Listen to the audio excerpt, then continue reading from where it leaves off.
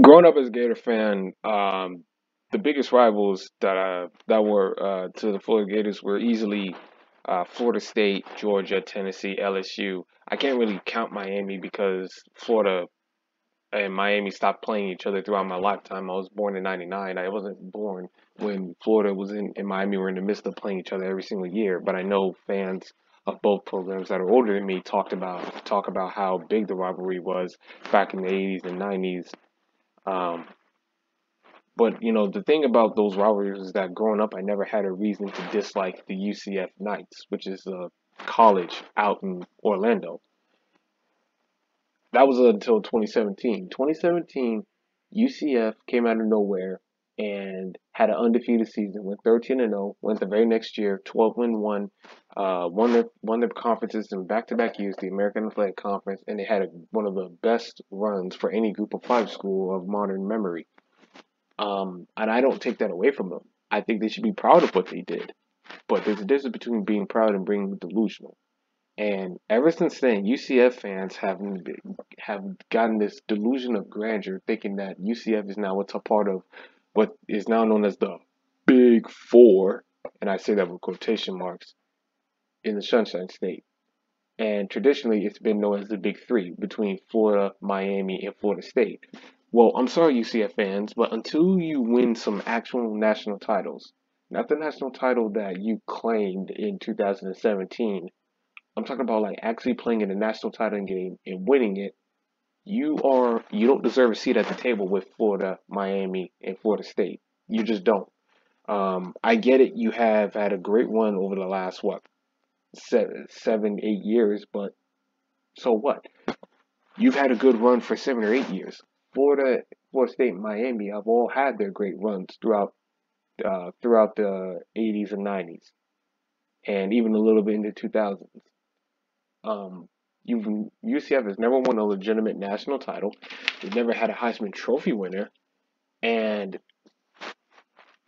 their best coach, I guess you could say maybe Scott Frost, but that's all he was just a good group of five head coach because when he went to the Power Five to coach Nebraska, he failed. So even the coach that brought you the best success didn't even pan out that well in the Power Five either.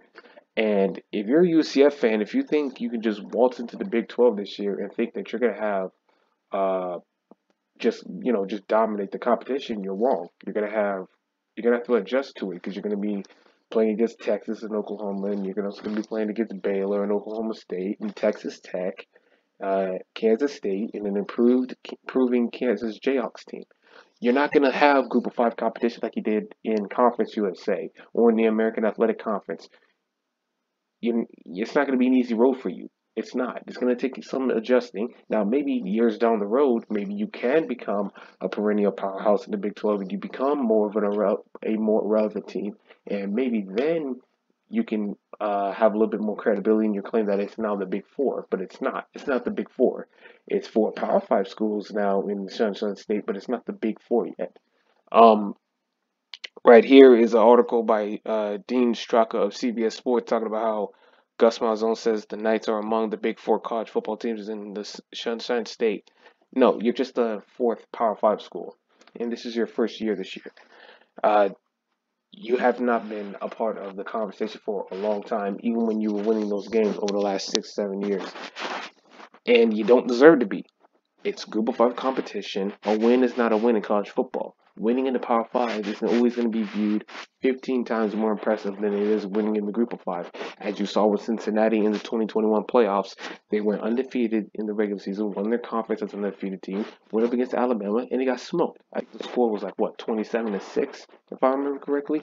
It's just not impressive enough to do what you do in the group of five and all of a sudden claim that you're not one of the big four premier schools in the state of Florida. It just isn't. And yes, you did have a good run in those years, but even then, if you look at those 6 years that you had from 2017 from 2017, excuse me, to 2022, okay, here it is, 65-24, which is better than the other three schools. 3-3, which is better than the other three schools in bowl record, but you only won one New Year's Six bowl game. Florida won two. In 2018 and 2019, Florida State and Miami never made a big New Year's Six bowl in any year of this time span. You made two, won the first one, lost the last one. Florida won two back to back, and they made three consecutive New Year's Six bowls in this stretch. So even in your best success, you didn't even win your biggest bowl games more than the other three teams. NFL draft picks, even with the success that you've had, you've only produced 13. Every other school has produced, every other school that you claim is now part of the Big Four has produced more draft picks than you. Even Florida State, but the terrible one that they had from 2017 to 2021, they still produce more than you. Florida produced more than you and Florida State combined. How about weeks in the Associated Press top 25? You didn't even beat out Florida. And Florida has had a bad 2017, a bad 2021, and a bad 2022. And they still had more weeks in the Associated Press top 25 than you did. You didn't even beat out Miami for that, the number in that stretch.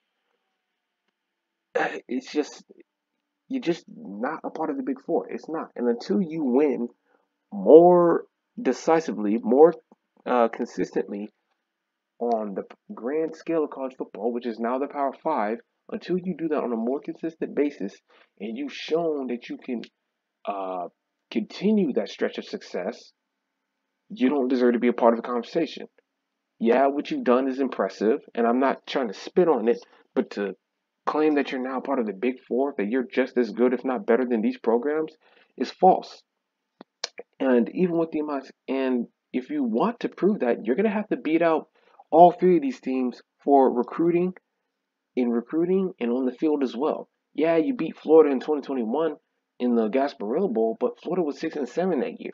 That was not a good Florida team. Even Samford that year scored more points against Florida than you did.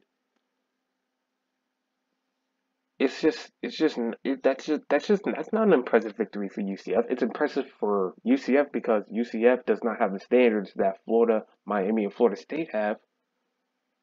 But you're not a part of the conversation, and until you show otherwise, this is just a waste of time.